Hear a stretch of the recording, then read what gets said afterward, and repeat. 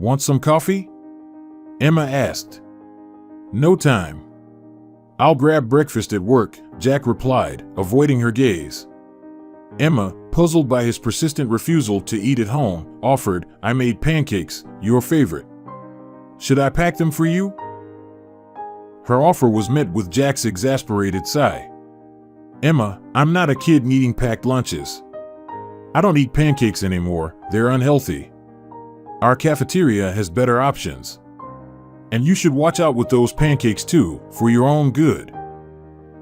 Jack swiftly packed his bag with vital documents and gave himself a final mirror check, straightening his tie and smoothing imaginary creases in his trousers. Pleased with his appearance, he grabbed his essentials and, with a brief, detached them off. Don't wait up, left for his meeting. As he drove away, Emma lingered at the window, her finger idly circling her mug's rim.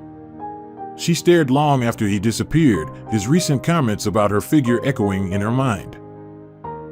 At 38, Emma knew she wasn't the slim, vibrant youth of her past. But unlike others obsessed with beauty regimens, she found contentment in her simple home care. She pondered her life as a housewife, the cooking, cleaning, the quiet lulls of inactivity. Sure, she wasn't as active, but she felt a quiet defiance against the need to conform to external beauty standards. Jack's ascent in the medical field began at a prestigious university. His days and nights were consumed by studies, clinical rotations, and research, each step meticulously calculated to propel him towards his ultimate goal, a career in high-end, lucrative medical practice. Upon graduation, despite his impressive credentials, Jack found himself working in a public hospital. This was a world apart from the gleaming facilities and affluent patients he had envisioned treating. The hospital, bustling and overcrowded, served a community grappling with a myriad of health issues, many born from systemic social and economic inequalities. Jack, though proficient and respected, felt a growing sense of not belonging. He yearned for a setting that matched his ambitions, where success was not just about patient care, but also about prestige and financial reward. It was in the hectic corridors of this public hospital that Jack met Emma. She was a patient battling a minor yet nagging condition. Emma, with her gentle demeanor and warmth, was a preschool teacher who found joy in the simplest things, a child's laughter, the stories they shared, and the purity of their outlook on life. She was a stark contrast to the world Jack was striving to enter. Their relationship blossomed quickly, a blend of Jack's ambitious drive and Emma's nurturing spirit. They married, creating a life together filled with love and compromise. Emma's presence brought a sense of balance to Jack's life, grounding his soaring ambitions with her simplicity and contentment in life's little joys. However, the tranquility of their life together was soon disrupted by Jack's restless aspirations. He felt stifled, constrained by the limitations of his current role in the public hospital. His dreams beckoned him towards a larger stage, a prestigious hospital in a major city where his talents could earn both recognition and wealth. Convincing Emma to leave her beloved job and the community she cherished was not easy, yet her love for Jack and belief in his dreams eventually led her to agree to the move. In the sprawling city, Jack faced an unexpected struggle. His ambitions were specific. He did not envision himself in a regular hospital setting, but rather in a prestigious, exclusive medical environment. Meanwhile, Emma adapted more smoothly, securing a position at a private kindergarten. Her natural affinity for nurturing and teaching blossomed in this new setting. Even as she supported Jack through his professional tumult, Emma's optimism and reassurance were the bedrocks of their life in the city. She continually instilled hope in Jack, gently nudging him to accept a temporary position at a public hospital. Reluctantly, Jack acquiesced, but the discontent simmered within him, his eyes still set on loftier goals. 2 years into their city life, a serendipitous opportunity emerged. Emma learned that her father's old army buddy, David, was now a professor at a reputable medical school. Seizing the chance, Emma reached out to him, explaining their situation and Jack's aspirations to work in a more elite clinical setting. David's response was a beacon of hope. He was more than willing to assist and used his connections to recommend Jack to a renowned and exclusive private clinic. This clinic was everything Jack had dreamed of: state-of-the-art facilities, a clientele of high social standing, and a team renowned for their medical expertise and groundbreaking research. The opportunity was a turning point. Jack's entry into this clinic marked the beginning of a new chapter in his career. He was finally in an environment where he felt his skills and ambitions were both recognized and rewarded. The prestige and financial benefits that came with the position were significant, aligning perfectly with his held aspirations. Jack's career flourished at the clinic. Owen, one of the founders of the clinic, mentored him. Jack and Emma's life transformed dramatically. His rapid ascent within the clinic's hierarchy not only brought professional satisfaction but also substantial financial rewards. Soon, they found themselves in a world of affluence, with a beautiful house and luxury cars, a stark contrast to their earlier, more modest living. With this newfound wealth, Jack suggested that Emma quit her job. He argued that his income was more than enough to support them both, and he preferred her to focus on their home. Emma, initially hesitant, assessed, interpreting this as a subtle hint toward starting a family, a topic that had always been a sensitive and somewhat contentious issue between them in the past. Jack's responses to the idea of children had ranged from dismissive to outright anger, leaving a gap in their shared life plans. Now, with her job behind her, Emma thought it the perfect time to revisit the conversation about children, believing that their improved circumstances might have shifted Jack's perspective. However, her hopes were met with the same resistance. Jack's irritation resurfaced at the mention of children. He was deeply engrossed in his career, viewing it as his primary focus and priority. To him, children were not a part of the equation, at least not at this juncture. Confused and hurt, Emma confronted Jack about why he insisted she quit her job if not for starting a family. His response was straightforward yet jarring. He simply wanted her to be at home managing their domestic life. Emma's discovery of the true reasons behind Jack's reluctance for her to work was imminent. As she sat before the window, she shook her head, breaking free from her daydreams. "Why am I wallowing in self-pity?" she pondered aloud. "I should be proactive." Yet, what could she do? Her days were devoid of tasks. Cleaning was unnecessary thanks to the weekly service. Cooking was also redundant. Jack seldom dined at home, preferring work and late nights. On the rare occasions he did eat at home, he opted for restaurant deliveries, absolving Emma of meal planning. She nostalgically recalled their less affluent days when her cooking was a daily ritual and Jack never missed her home-cooked meals. But now, she questioned if this life of luxury was fulfilling. Jack's recent odd behavior, possibly due to his work commitments, seemed to overshadow their personal life. Hoping to rekindle their connection, Emma decided to surprise him with a home-cooked meal. She phoned his office, requesting he return home early for a house-related matter. A woman's voice answered after several rings. "Hello." "Hi, may I speak with Jack, please?" Emma requested. Unprepared for the ensuing exchange, the woman replied, "Again, this number is for staff, not for unsolicited calls or free consultations. Book an appointment at the clinic." Flabbergasted, Emma wondered who this woman was to admonish her without knowing her identity. "I apologize for the misunderstanding, but this is the number my husband provided." "I am his wife, Emma," she clarified, her tone sharpening. Following an awkward silence, the woman's demeanor softened. "Oh, I'm sorry. I didn't realize. Jack is unavailable, but I'll inform him of your call." The line went dead. Puzzled, Emma pondered the woman's strange behavior and her presence in Jack's office. If she was a clinic staff member, her conduct was utterly unprofessional.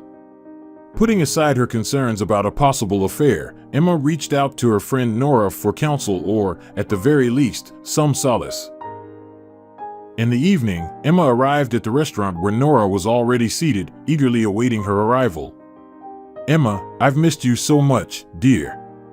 "It's wonderful to see you," Nora exclaimed, her voice bubbling with excitement. Emma smiled warmly at her friend's radiant energy. Nora's vivacious demeanor, brimming with emotion, made her seem youthful. Over dinner, they each enjoyed 2 glasses of wine while Nora regaled Emma with captivating tales from her life.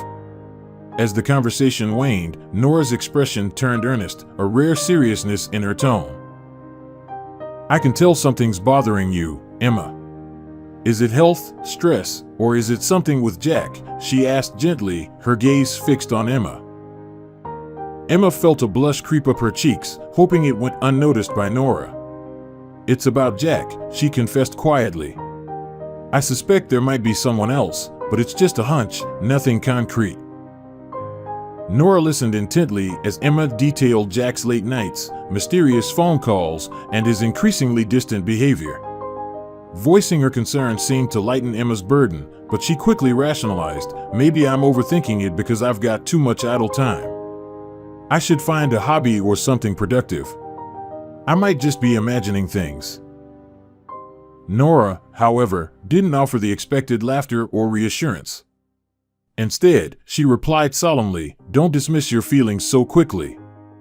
I've always admired your intuition, and it rarely leads you astray." Nora then suggested the idea of hiring a private detective, recommending someone she knew. Emma, conflicted, hesitated at the thought. The idea of spying on Jack felt like a betrayal of the deep trust they had nurtured over the years. Returning home to an empty house, Emma chose not to wait up for Jack. She awoke briefly when he returned late at night, but by morning, he had already left. Realizing the futility of trying to connect with him, she sent him a text expressing her love, only to receive a lukewarm response. Her heart heavy, Emma eventually called Nora. "I've been thinking about what you said. Could you give me the contact for that detective? I need to know the truth," she said, her voice laced with determination. Emma promptly contacted the detective, and soon she found herself in his sparsely furnished office. The detective, introduced as George, had a desk adorned only with a thin black folder and a pen. "Pleased to meet you, George," Emma greeted, though she felt out of place. She didn't resemble his usual affluent clientele, appearing more modest and reserved. George, who usually favored wealthier clients, listened attentively as Emma struggled to initiate the conversation. Sensing her discomfort, he gently prompted, "Tell me why you're seeking detective services." "Let's start there." Taking a deep breath, Emma blurted out, "I need to find out if my husband is being unfaithful." George, accustomed to such requests, managed a faint smile. "That's a common reason for seeking my services," he acknowledged, prepared to help Emma unravel the mystery. Emma took a deep breath and began to talk. She spoke at length while George wrote everything down without looking at her. When she finished, she fell silent, waiting for the detective's questions. But after a minute, he closed his notebook and said, "Excellent. I have no questions for you. You laid everything out clearly. You're very observant. You didn't miss a detail. You told me exactly as much as I need. Nothing superfluous." Emma gave a timid smile. "Then we can say goodbye for now," George continued. "I don't think it will be difficult to find out what you want to know." Emma climbed into her car, her mind clouded with thoughts and worries. And suddenly, she remembered that she had completely overlooked Jack's upcoming birthday on Saturday. Embarrassed by her lapse, she pondered how such a significant date had slipped her mind. That day, to her surprise, Jack returned home earlier than usual. Emma greeted him with raised eyebrows. "You're home early today. Is everything all right?" Jack responded with a frown, "Why does something unusual have to happen for me to be home on time? An operation got canceled, that's all." Curious, Emma inquired, "What caused the cancellation?" Jack replied somewhat irritated, "The patient had complications. We can't proceed with the surgery until she's stable." Emma pressed further, "What kind of complications?" Jack's frustration was evident as he retorted, "Why all the questioning? You wouldn't understand the medical details. Why do you need to know? It feels like an interrogation." Emma felt a sting of hurt. "You used to share things with me. Has something changed?" Am I not smart enough to understand, or are you hiding something?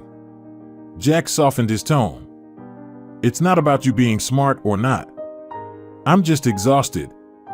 I work nonstop and barely have any free time. I don't feel like talking much when I get home. It's not an interrogation, just normal conversation. Aren't we supposed to talk as a family? Emma responded, trying to keep the peace. Jack remained silent, prompting Emma to change the subject. Let's not argue. I have something else to ask. Your birthday is this Saturday. Do you have any plans, or will it be just us? Jack answered, actually, I invited some colleagues from the clinic. Owen can't make it, but the others will, so we're having a party. Emma, slightly agitated, asked, when were you planning on telling me? Don't worry, everything's arranged. The food will be catered, and you just need to hire a cleaner, Jack reassured her with a smile. Emma, feeling sidelined from the birthday preparations, decided to focus on getting ready for the event. How many guests should I expect? She asked. Around 15 to 20, Jack replied nonchalantly. Their conversation ended there, and they retired to bed with a terse goodnight, reflecting the current state of their relationship. Determined to look her best for the celebration, Emma visited a beauty salon. She refreshed her hair color, got a trim, chose a vibrant red polish for her nails, and even opted for eyelash extensions, preparing herself not just for the party, but for whatever revelations it might bring.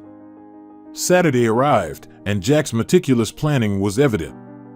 Emma, relieved of the burden of organization, found herself amidst the hustle of preparing for the evening.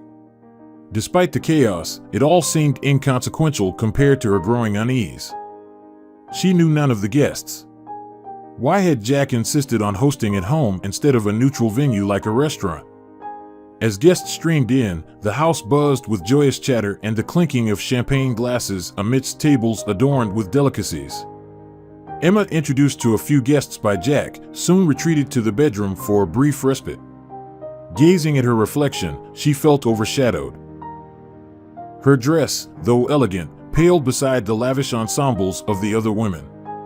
Jack's glance, rather than reassuring, seemed to scrutinize her. His only comment, pointed and unsettling, was about her eyes. I got eyelash extensions, Emma replied, a mix of surprise and defensiveness in her voice. Jack's response was cutting. They don't suit you. You look overdone, like a figure from an outdated store. Remove them tomorrow. Stung by Jack's harsh words, Emma felt a surge of emotions but maintained her composure. She contemplated a dramatic reaction, discarding her jewelry, tearing off her dress, ruining her carefully styled hair and makeup, and removing the contentious eyelash extensions, but she refrained, not wanting to fuel gossip among Jack's colleagues. Returning to the party, Emma's attention was drawn to a new arrival, a woman whose stunning appearance eclipsed everyone else. Her striking features and bold attire, revealing more skin than concealing, captivated the room, including Jack, who seemed utterly engrossed in conversation with her. Emma's mind raced with questions. Who was this woman? She seemed out of place among Jack's professional circle, more akin to a model than a medical colleague. Later, as the evening wound down, Jack approached Emma with news of a sudden change in plans, a private nightclub celebration arranged as a surprise by his boss, Owen, exclusively for company employees. It meant Emma couldn't attend, dismissed with the excuse that she disliked such venues. Emma was left to ponder the night's unsettling revelations as Jack prepared to depart for the continuation of festivities. Emma's astonishment was, "Where have you been? Why no call?" "I was worried sick," Jack, unfazed, replied. "Why are you yelling?" "I was at the club, my phone was off. I didn't want to disturb you." "Relax, I'm here now." Her frustration mounting, Emma confronted him. "But you promised you'd return early, a simple call, that's all it would have taken." Jack's response was dismissive. "I got held up, Owen and I were discussing work," Emma, incredulous, snapped back. "What work discussions happen in a nightclub? Do you think I'm a fool?" Her patience had reached its limit. Jack nonchalantly shed his shirt, tossing it onto a chair with a casual air. He flashed a smile and said in a calm tone, "Emma, you seem like you're from another world. You're so edgy. Maybe it's menopause creeping up on you." Emma, taken aback, gazed at her husband. "Menopause? But I'm only 38, still in the prime of my youth." She closed her eyes, inhaling deeply, striving for composure. "Maybe I'm overreacting," she thought, opening her eyes. She forced a smile.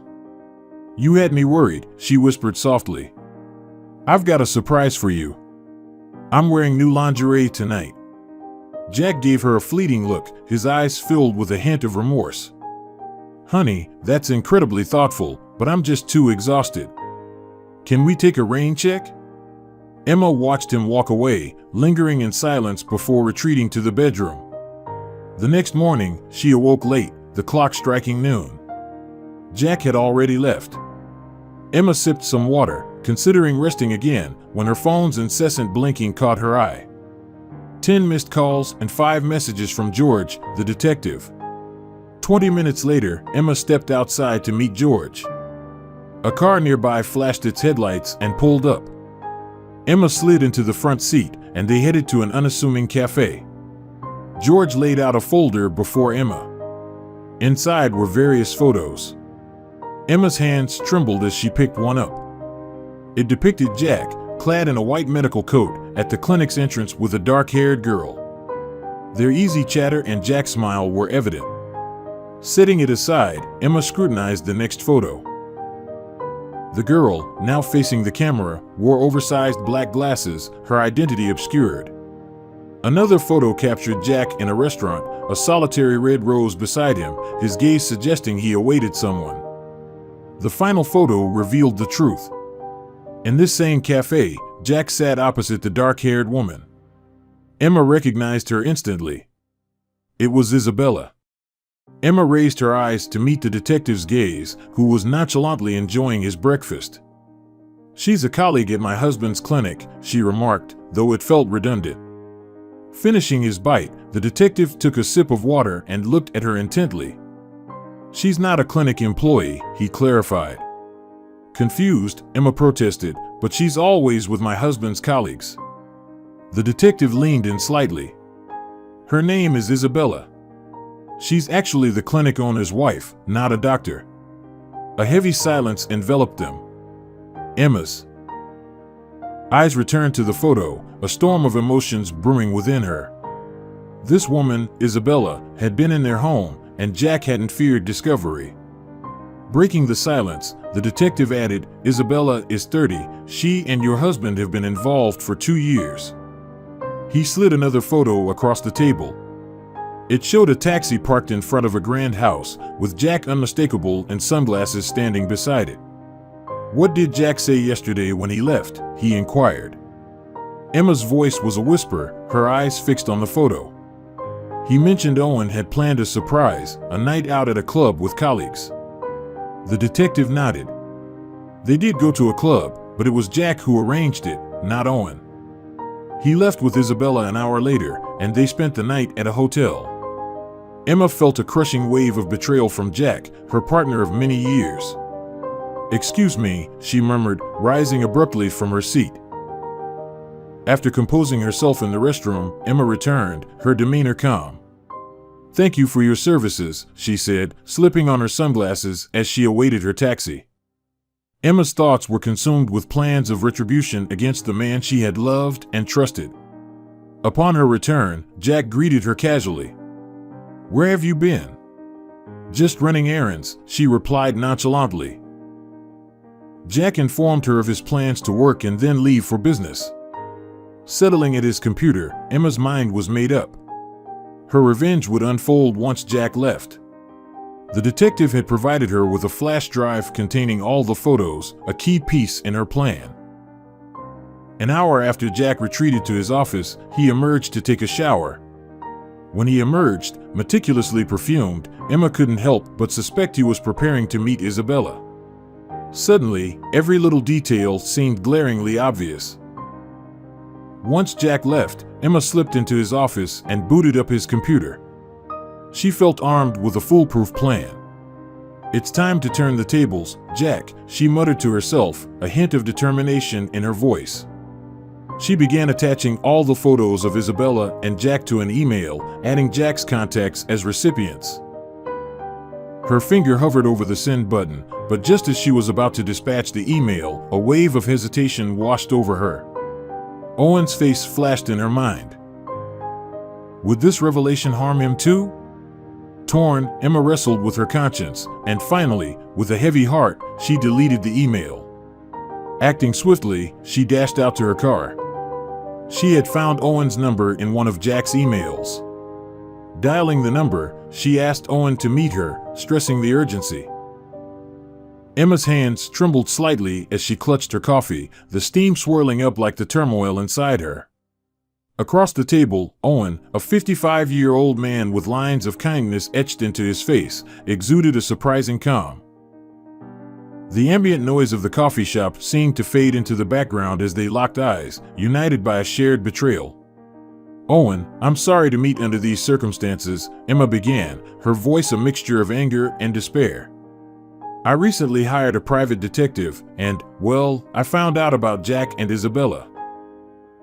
Emma reached into her bag, pulling out the photographs that confirmed their worst fears. As she slid them across the table, she watched Owen's face, searching for a sign of the shock she felt when she first saw them.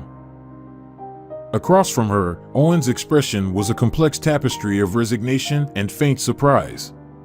He picked up the photos, his hands surprisingly steady. There was Jack and Isabella, Owen's wife, captured in moments of laughter and intimacy. Emma saw the muscles in Owen's jaw clench as he studied the images, a quiet storm brewing in his eyes. "I can't believe Jack would," Emma's voice trailed off, choked by emotion. She had imagined this moment many times since discovering the truth, but facing Owen, sharing this pain, made it all too real. Owen placed the photographs on the table and sipped his coffee. "I can't believe you're not more upset," Emma said, her voice tinged with a mix of empathy and confusion. Owen's smile was wry, tinged with sadness. "How can I be mad at someone for not loving me?" he replied, "especially when they've barely shared a bed with me." Emma, taken aback by his candidness, started to speak, but Owen continued, his voice steady, almost therapeutic in its cadence. "6 years ago, life was different," he began. "I was a single father, juggling my career as a surgeon and my responsibilities to Ivy, my little girl. Then Isabella walked into our lives. She was a breath of fresh air in our routine life, hired to clean the house, but quickly becoming so much more." Emma listened, her initial shock giving way to curiosity. "Isabella came from a tough background," Owen continued. "She had struggled a lot, fighting her way through life's harsh realities. When she first played with Ivy, there was an instant connection. She had this nurturing quality that made me think, maybe, just maybe, she could help fill the void my wife's passing left." Emma nodded, understanding the longing in his words. "Love blinds you, you know," Owen said with a small chuckle. 3 years after losing my wife, I was desperate to bring some semblance of happiness back into our home, and Isabella, she seemed perfect." He paused, looking out the window, his gaze distant. "But after we married, things changed. The allure of wealth, the party lifestyle, it drew her in. I guess I was just a stepping stone to a life she aspired for." Emma saw the pain behind his calm demeanor. "You married her for Ivy," she said softly. "Yes, for Ivy," Owen confirmed, "but I was wrong. And now, here we are." There was a heavy silence before Emma spoke up. "Owen, if you want, this could be your chance to start fresh, to get her out of your life." Owen looked at Emma, his eyes reflecting a mix of gratitude and contemplation. "Perhaps," he said, "but it's not just about me. There's Ivy to consider." Emma nodded, understanding the complexity of the situation. "Whatever you decide, just know you're not alone in this," she said earnestly. Emma had spent the entire evening in deep reflection, sifting through the myriad of events that had unfolded in her life. With a newfound clarity, she revisited her past, viewing it through a lens that revealed harsh, unvarnished truths. She now understood that her husband Jack's insistence on her staying at home, masked as concern, was actually rooted in fear. Jack, a man with a narcissistic streak, was intimidated by Emma's innate hardworking nature and authenticity. He feared that given the opportunity, she would not only match but eclipse his achievements, exposing his own inadequacies. Furthermore, Emma realized another unsettling truth: Jack's refusal to divorce her, despite a lack of love, was a calculated move to maintain her as a safety net. He saw her as a reliable fallback option, a devoted wife who, blinded by love, would always be there to cushion his falls, no matter the cost to her own well-being. This epiphany shattered Emma's heart. She was overwhelmed by a profound sense of betrayal and sorrow. Years of selfless devotion, of tirelessly supporting her husband to become his best self, all the sacrifices she had willingly made now seemed like a poignant tapestry of lost time and unreciprocated love. As these realizations sank in, Emma wept silently, mourning not just for what her marriage had been, but for what it could never be. Owen found himself engaging in a profound conversation with his daughter Ivy. Despite her young age, Ivy possessed a keen intellect, making her more than capable of grappling with complex issues. Owen initiated the dialogue with a gentle preamble, explaining that people, including those we hold dear, can sometimes change, revealing sides of themselves that were previously hidden. Ivy listened, her youthful face etched with confusion, unable to fathom the reason behind her father's solemn tone. Delving deeper, Owen revealed the painful truth about Isabella, Ivy's stepmother. He confessed that Isabella's feelings for him had waned and that she yearned to be with someone else. This revelation struck a chord in Ivy's heart, causing it to fracture with sorrow. Isabella had been a constant presence in her life, a figure she had grown accustomed to and fond of over the 6 years they had lived together as a family. However, as Owen continued, Ivy's thoughts drifted, piecing together past events. She recalled a significant change in Isabella's demeanor, particularly when she began suggesting the idea of hiring a babysitter or nanny for Ivy. This, Ivy now realized, was a subtle indication of Isabella's shifting priorities and affections, a prelude to the eventual unraveling of the family dynamic she had come to know and cherish. Emma received an unexpected call from Owen the following day. As they conversed, a smile gradually lit up Emma's face upon hearing Owen's plan. It was straightforward but ingenious. Isabella's birthday was approaching, and she had informed Owen of her supposed plans to visit her mother. However, Owen was skeptical, suspecting that she would actually be spending time with Jack instead. Owen's request to Emma was a daring one. He asked her to discreetly obtain access to Jack's credit card history, hoping it would shed light on the true nature of Isabella's plans. Emma, tapping into a mix of resourcefulness and determination, managed to uncover a telling piece of evidence. She discovered that Jack had made a reservation at a secluded guest house, coinciding precisely with the date of Isabella's birthday. Armed with this information, Owen took decisive action. He booked another room at the same guest house, but his reservation was for 3 people: himself, Emma, and Ivy. 3 days before their much-anticipated trip to the quaint guest house nestled in the countryside, Owen decided it was time for a special introduction. Under the golden hue of the late afternoon sun, he led Emma to a small, vibrant playground where his daughter Ivy was merrily swinging. Ivy, a bright-eyed 9-year-old with a cascade of curly hair, had a spirit that sparkled with curiosity. As she noticed them approaching, her feet skidded across the sandy ground, slowing the swing to a stop. "Emma, this is Ivy," Owen said, his voice tinged with a hint of nervous excitement. "Ivy, Emma is a very good friend of mine." Ivy tilted her head, studying Emma with wide, inquisitive eyes. "Hi, Emma. Do you like swings? Do you like ice cream? Have you ever seen a shooting star?" The questions tumbled out in a breathless stream.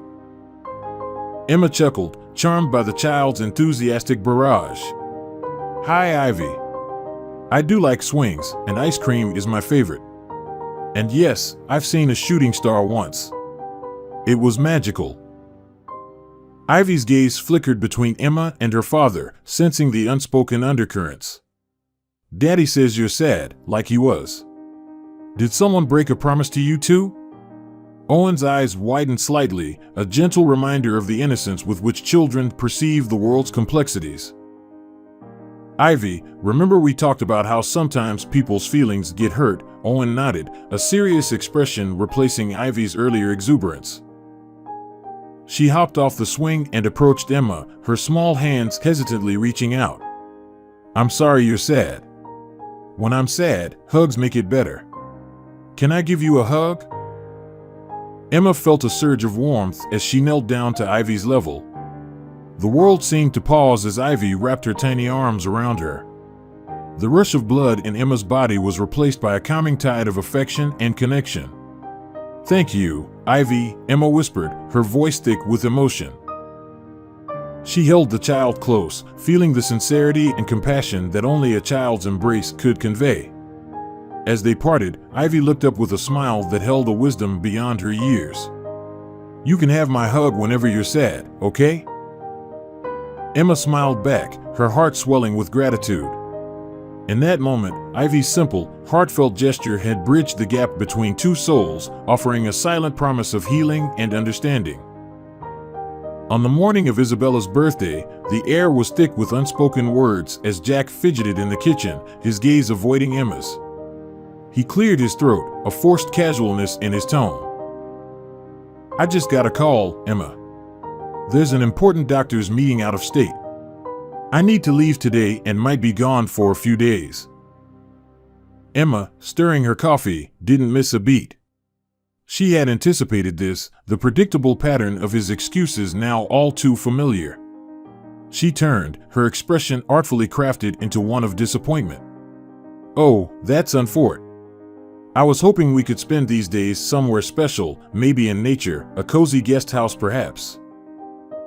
The mention of the guest house struck a nerve in Jack, his heart skipped a beat, his casual demeanor faltering for a split second before he masked it with laughter. You always come up with the most intriguing ideas, Emma, he said, trying to maintain his composure. I'll definitely think about that. As Jack grabbed his coat and walked out, his mind raced. A guest house, what a coincidence, he thought, a mixture of amusement and unease playing on his features. That was too close for comfort. What Jack failed to realize was the depth of Emma's perceptiveness. She wasn't just idly musing about a getaway. She watched him leave, a small knowing smile playing on her lips. She was teasing him, playing a subtle game, drawing him out. This wasn't a random suggestion, it was a deliberate move in their intricate dance of truths and lies. Emma gazed out the window, her eyes reflecting a quiet resolve. She understood the game far better than Jack realized, and she was not just a passive player. In her mind, a plan was taking shape, one that would unfold in the serenity of a guest house amidst nature's undisturbed beauty. Emma, Owen, and Ivy arrived at the guest house in the evening. Owen recognized Jack and Isabella's cars. They checked in their room, and Owen casually asked about a couple that came in those cars, saying that they were someone they knew. The receptionist replied that they had arrived not long ago and were still in their rooms. While in their room, Owen offered a plan to go and greet them. So, we just walk in there and act surprised? Emma asked. Exactly. We keep it light, maybe even a bit playful, Owen replied. Ivy was excited, she wanted to be part of it. Can I say something too? She asked. Of course, honey, they replied. They stood up, their faces a blend of nerves and resolve. They walked towards Jack and Isabella's room.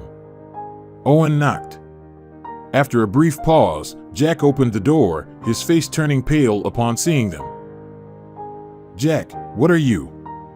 Emma feigned surprise. Emma, Owen, what a coincidence meeting you here, and on Isabella's birthday, no less. Owen peered in and mocked the toast gesture. Happy birthday, Isabella, fancy seeing you here. Isabella, caught off guard, stood up from the couch, her expression a mix of shock and guilt. She quickly put on her jacket and got really nervous. "Owen, Emma, I didn't expect to see you here." Ivy looked at her innocently. "Did you guys come here to play hide and seek because you're really good at hiding?" The room filled with awkward laughter, but the tension was palpable. Emma's eyes met Jack's, a storm brewing in their depths. Suddenly, Emma's voice hardened. "Let's cut the act. We know about you too." Jack and Isabella exchanged a panicked look. "Emma, I can explain," but Owen didn't let him finish. "Save it, Jack. We're not here for excuses." By this point, Isabella was already in crocodile tears. "I'm so sorry, Owen. I never meant for things to go this far." Emma laughed bitterly. "And yet, they did. You both made your choices." Jack looked down, unable to meet Emma's gaze, while Isabella continued sobbing. Owen looked at them with his stern eyes. "We deserve better than lies and betrayal. You've both broken our trust." Ivy looked up at Emma and Owen. "Are you guys going to be okay?" Emma knelt down, hugging Ivy. "We will be, sweetheart. Sometimes we have to face hard truths to find our way forward." Owen nodded, placing a hand on Ivy's shoulder, a silent vow of strength and unity in the face of betrayal. Emma stood up, her voice firm. "This is where we say goodbye. We deserve honesty and respect, and it's clear we won't find that with you." After the day's unexpected revelations and confrontations, Owen sought a peaceful retreat. Emma and Owen, with Ivy between them, turned and walked out of the room, leaving Jack and Isabella in a stunned silence. He found a serene hot springs place tucked away in the nearby woods. The soothing waters under the starlit sky provided a much-needed respite for them. As they drove back to the guest house, the car was filled with a comfortable silence, the kind that comes after shared experiences and unspoken understandings. They arrived back late at night, embracing the world in its quietude. Ivy, her eyelids heavy with sleep, tugged gently at Emma's hand. "Emma, can I sleep with you tonight? Will you tell me a bedtime story?" Emma's heart swelled with tender warmth. "Of course, Ivy, I'd love that." In the coziness of the guest room, Ivy snuggled under the covers as Emma sat beside her, embarking on a whimsical tale of distant lands and brave heroes. Ivy's eyes fluttered closed long before the story reached its end, her breathing deep and even in the tranquility of sleep. Owen, having ensured his daughter was comfortable, retired to the adjoining room. He had thoughtfully booked a 2-bedroom suite considering the need for space and privacy. That night, the gentle rhythm of their breaths filled the rooms. The hot springs had worked their magic, lulling them into a deep, restful sleep. They slept soundly, each lost in a world of dreams where the day's troubles seemed distant and muffled. The next morning, the sun streamed through the windows, casting a warm glow over the guest house. Owen, Emma, and a sleepy-eyed Ivy made their way down to the dining area for breakfast. As they walked through the guest house corridor, a sudden commotion outside drew their attention. Through the large bay window, they could see Jack and Isabella in the midst of a heated argument. Isabella's voice, sharp and strained, cut through the morning calm. "This is all because of your selfish desires, Jack. Now even Owen is ignoring me. Do you realize what you've done?" Jack, his expression a mix of frustration and regret, tried to interject, but Isabella's anger was palpable. "Isabella, please, let's not do this here," Jack said. Isabella cut him off. "No, Jack, I won't be silenced. You promised this would be our secret, but look where we are now." Isabella, feeling the weight of Owen's stern message, hesitated to approach Ivy or Owen. The message from Owen was unequivocal. He demanded that she cease all contact with him and Ivy. He had made it clear that any attempt to reconnect would result in the withdrawal of a significant sum of money he had recently transferred to her, intended as a final gesture of support. Fearful of losing this financial safety net, Isabella restrained herself despite any conflicting emotions she might have harbored. In his message, Owen had expressed his initial hopes when he welcomed Isabella into his life. He had envisioned the future where they, together with Ivy, would form a contented, unified family. However, Isabella's preferences for younger men and grander ambitions had steered her on a different path.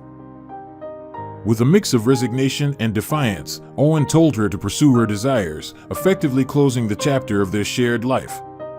When Isabella relayed the details of her conversation with Owen to Jack, it left him in a state of apprehension. Aware of Owen's firm stance and the potential repercussions, Jack was wary of making any direct contact with Owen. His concern was not just personal, his professional stability was at stake as he was fearful of losing his job. Jack found himself in a predicament, scrambling to devise a plausible explanation for his actions. The tense atmosphere between Isabella and Jack reached a crescendo after the heated argument. In a moment of decisive action, Jack made his way to the dining area where Emma, Ivy, and Owen were seated. When Owen saw Jack, he requested Emma and Ivy to step outside for a brief walk, signaling the gravity of the conversation that was about to unfold. Alone with Jack, Owen listened intently to his side of the story. Jack admitted to his error in judgment, acknowledging that he had been drawn into a relationship with the younger Isabella. He characterized it as a mistake, a lapse in his moral compass. However, his explanation and remorse did little to sway Owen. Owen, maintaining a cool and detached manner, delivered his verdict with unflinching clarity. He reminded Jack of the opportunity he had been given, a well-paying job and Owen's trust, only to have that trust betrayed. Owen expressed that he might have been more understanding had it been a one-time transgression followed by genuine remorse. However, the prolonged nature of Jack's affair with Isabella left no room for leniency. "You're fired, Jack," Owen stated unequivocally. His voice was calm yet resolute, a clear indication that his decision was final. "I hired you, gave you a great salary, and you spat in my face. I would understand if this was something that happened once and you realized your mistake and stopped, but no, you've been with my wife for a long time. Jack, you're fired. I wish you nothing but good luck," he concluded. With these words, Owen turned away, leaving Jack to grapple with the consequences of his actions. He rejoined Emma and Ivy outside, closing the chapter on a painful and tumultuous episode in their lives. Life took everyone on their separate paths. Emma, with a determined heart, packed her belongings and vacated the house she once shared with Jack. She left behind photographs and mementos of their time together. Jack watched in silence, a mix of emotions flickering in his eyes. As Emma reached the door, she paused, offering Jack a final meaningful look. "I hope you find the right path, Jack." "Good luck," she said, her voice tinged with a bittersweet hope. In that moment, Jack experienced a poignant realization. Emma, with her grace and strength, had been the cornerstone of his life. Now, he had lost her forever. Emma exited, her posture neither defeated nor proud. Despite the pain of their divorce, she refused to succumb to despair. Instead, she embraced her newfound freedom, likening herself to a bird released from its cage. She had secured a modest apartment using her modest savings and soon found employment at a local nursery. Instead, she embraced her newfound freedom, likening herself to a bird released from its cage. She had secured a modest apartment using her modest savings and soon found employment at a local nursery. Meanwhile, Isabella swiftly took Emma's place in Jack's life, arriving at his doorstep unannounced with nowhere else to go. She blamed Jack for her predicament, claiming Owen had ousted her. Jack, feeling cornered, reluctantly let her in. Their relationship, built on the foundations of an affair, was tumultuous and short-lived. Frequent arguments over mundane tasks like dishwashing highlighted their incompatibility. They soon realized their attraction was superficial, confined to the excitement of their illicit romance.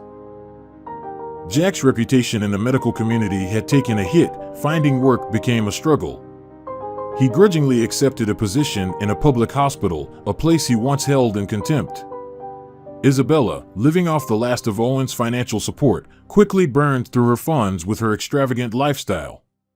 Now, she faced the daunting task of seeking employment. Owen, too, found solace in this new chapter, liberated from Isabella's manipulative charm. He discovered that his fear of loneliness had blinded him to the toxicity of their relationship.